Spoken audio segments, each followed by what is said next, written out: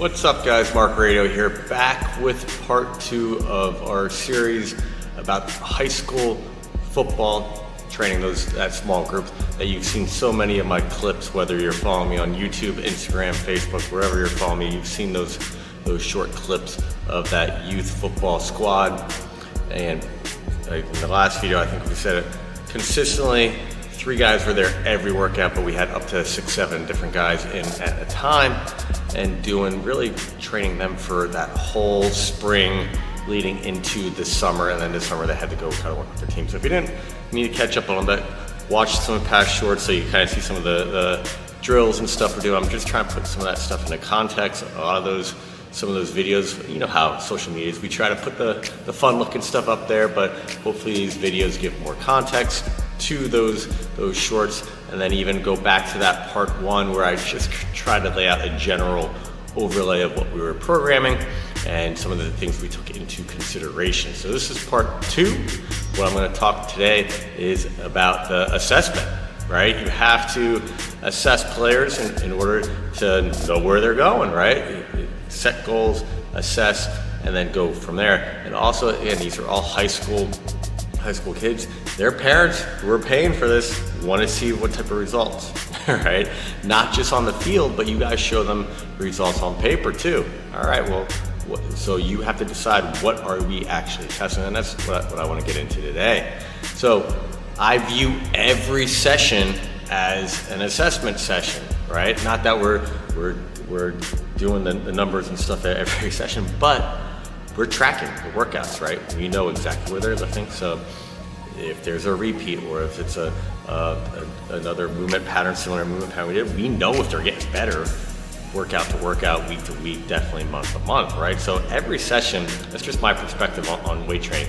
I don't like these huge, big, let's take a week out to do our 40-yard dash and do this, and just like, you're assessing throughout the workouts. The workouts are part of the assessment. So that's my general overview on assessments in general. We only have these kids for a limited time, so why are we going to take a week out to assess? I know programs and people that do that.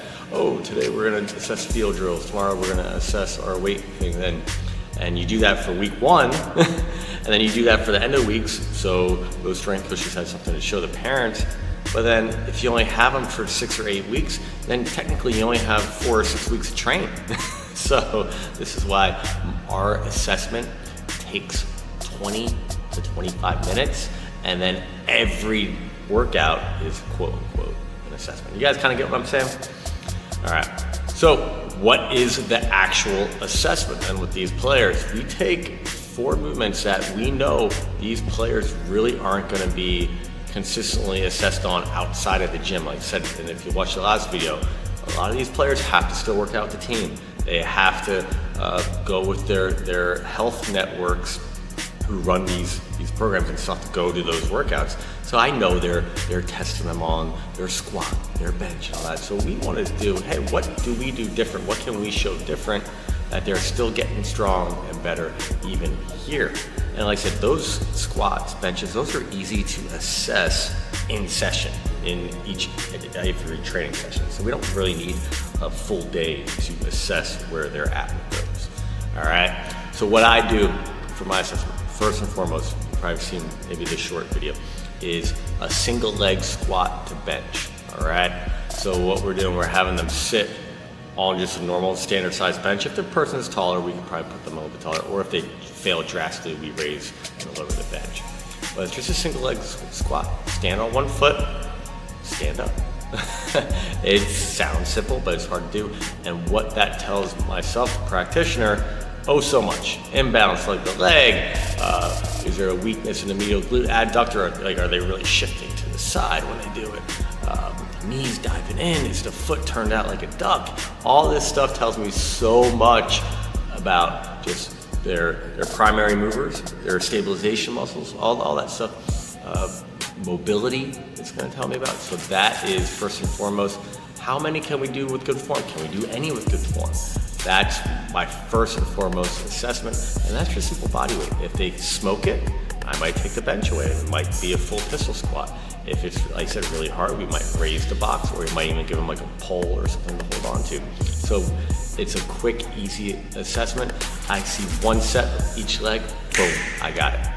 I got a good gist of how strong they are pound for pound.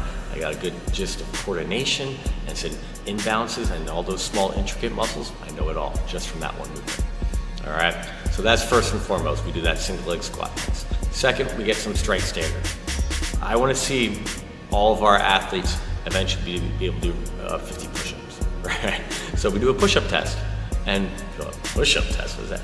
These kids are high school athletes. They need just basic physical fitness, right? The GPP we talk about. They need just that general base of physical fitness. If a high school kid can't do 50 push-ups in a row, in my opinion, there's something wrong, all right? So what does a push-up test do though? Same thing, coordination, it's total body. It's not just, push-ups are actually harder than most chest press versions you're gonna be doing in the gym. Just sync up coordination. Core strength, is everything coming down together, or are they sagging, are they chicken necking? All this stuff plays a huge role. So again, I'm not just assessing it with the number, how is it performed? You know, are they explosive coming out of it? Or do they get lockout? Are they weak in the triceps? Like all this stuff we're taking note of on this push-up test. So a simple push-up test, right? Are they leading with are they leading with the neck? A weak neck for football? Not good. Concussion city. So like all this stuff can be assessed in that basic movement. So push-up test. All right. Third, we did I'm drawing a blank here. Third, we did the goblet squat. And I actually made a video about this, and it's funny the comments on depending what platform I posted to. There's a lot of pushback, and it's mostly from younger people. Younger people don't like to be told they can't barbell squat. So what we do before we put a barbell on their back, can you take basically a 45-pound weight, the equivalent to what a barbell would weigh, and can you squat that? I think with this group, we said we need to squat it over 25 times. Can you goblet squat good full range of motion 25 times? What does that teach me too? Just basic strength, right? But also core and thoracic strength, so they don't get rounded by the weight. Thoracic strength, muscle endurance too, because putting a 45-pound bar on the back is more than the legs. You have to have core, stability, strength, endurance, thoracic core, or thoracic strength, stability, and endurance. So that's all that's testing. So that's awesome. And the last one we did put in a fun one. Every kid, especially football players, love the sled work. So we put in a 2 times body weight, whatever they weighed in, put that on the sled. So we equated the sled weight. Our sled weighs, I believe, 75 pounds. Put weight on for 2.5 times body weight, and then our length, can they get down and back, and that's our set time. The goal was, I believe, for our distance was 20 seconds. Can they beat 20 seconds? So same thing, power, speed, muscle endurance. There's a little coordination with the turn, all that stuff. So that one's more of a fun one. They get to compete. You get to see how they compete against the clock and stuff too. And obviously what the sled does, leg drive, core strength, all that good stuff. So those were our assessment tests. Obviously we weighed them in. We did body fat for that as well. So those are our assessments, guys. Basic movements, but it's not the movement, it's what you take from it. For high school kids who are very uncoordinated and you don't know where they're starting. A lot of them don't have any experience with a barbell. So that's why I chose a lot of body weight stuff. And body weight stuff, you need coordination. Coordination you need on the field. So those are things why I chose those, right? For those aspects, right? We had no idea what type of lifting background they had, where they're starting out strength-wise. So, hey, can you move your own body weight? Are you coordinated enough? Can you sync the whole body together and be coordinated enough and look athletic when doing basic body movements? So, there you go, guys.